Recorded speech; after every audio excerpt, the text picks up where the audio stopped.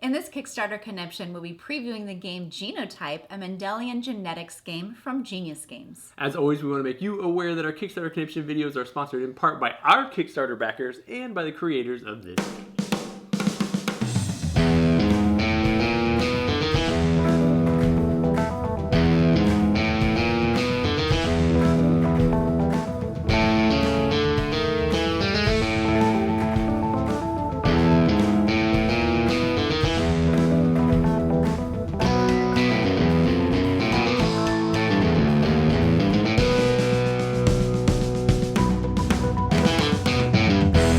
Thanks for joining us at Tantrum House Studio 3. I'm Will Meadows. And I'm Sara Meadows, and today we're previewing the game Genotype. This is from designer John Covey and Paul Salomon, and illustrated by Tomas Bogus. It's for 2 to 4 players. It's a worker placement set collection game that takes about 30 to 60 minutes depending on your player count. Genius Games was kind enough to send us a copy to preview, so let's take a look at how it's played. To set up Genotype, lay out the game boards, place the dice and parent genotype modifiers nearby and the round marker on the board. Place the plant and tool cards and then all of the upgrades nearby. Give each player their player board, cards, and markers, and then you're ready to begin. Each round, players will take turns placing a worker out on the board. They can modify Punnett squares, vie for selection order, gain coins, cards, and tools. Or they can harvest plants that have been completed in their gardens and plant new ones. Once everyone's workers have been placed, all of the dice are rolled and assigned to specific traits.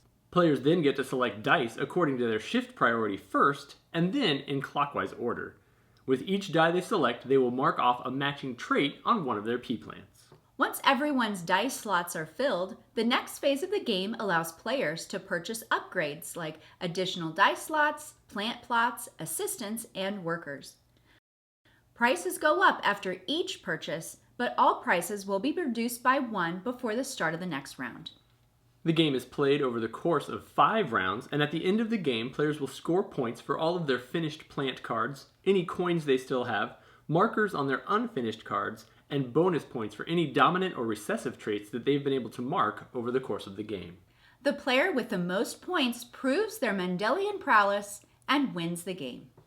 Genius Games has done it again, making me feel smarter after having a good time playing a board game. And in this one, we're covering the concept of genetics and the Punnett squares that we all learned about in high school. We'll be modifying those with some different markers, trying to roll some dice in order and increase our chances of rolling what we want in order to fulfill some pea plant gold cards that will score us points at the end of the game. Yes, everyone is given at least one chance each round to harvest plants. So you'll have to time everything just right so that you can get the die that you need to complete the plant and then harvest it sometime during the round, hopefully. One way to modify if the dice are not rolled how you need them to be for your specific plant is there are dice that are rolled 5 or 6. You'll re-roll those before you place them out on the board. If they still end up as 5 or 6, you can use them as a mutation. And mutations can be used in one of 2 ways. You can just take the die and get a coin and not place anything on a plant, or you can use it to modify another die of that same color, making a mutation and making it exactly what you need for your plant. It does fill up another dice slot on your tray, but there are ways to modify that by adding additionals when you upgrade or even assigning one of your workers to your board to unlock a slot for just 1 turn. The game is a pretty straightforward, place your workers, roll the dice, assign the things, but there are a lot of different ways to earn points in the game, and those upgrades can be really crucial to just giving you additional opportunities on your turn, like having more places to plant your plants or being able to collect more dice.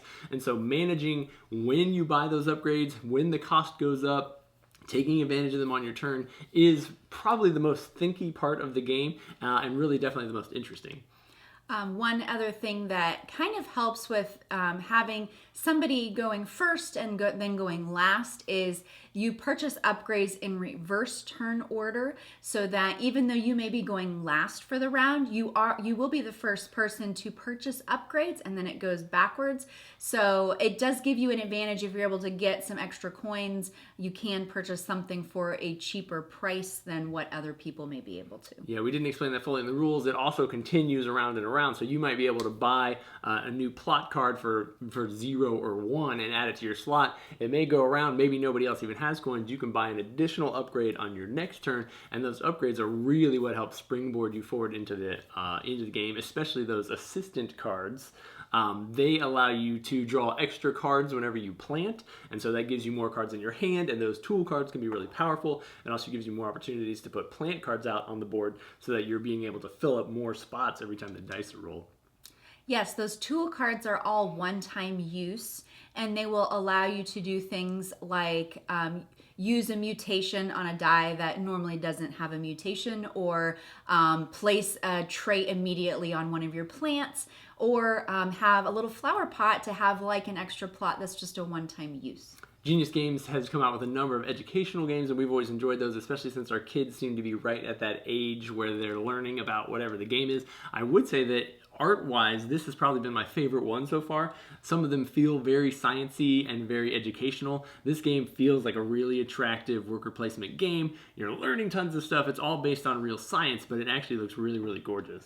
Yeah, and it does have a great educational value to it. It is harder to try and get the recessive traits in the plants. So one way you can gain extra points at the end of the game is by specializing in one or two of those types of recessive or dominant traits, and then you'll gain bonus points for every plant that has used those. The recessive traits actually give you more points at the end because they're harder to come across. Yeah, and sometimes those points that just come from those bonuses are what makes the game. So everything is the games that we've played have been very neck and neck. We've played at a couple of different player counts.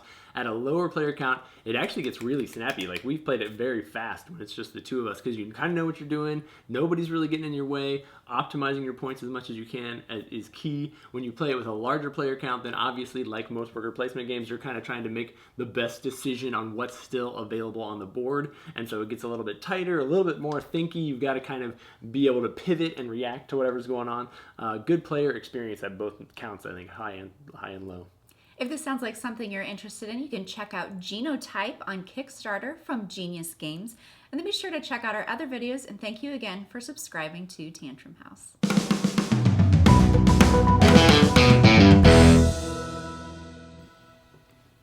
Our Kickstarter backers like you. Something like that. You should say Tantrum House Kickstarter backers. Tantrum House Kickstarter backers like you.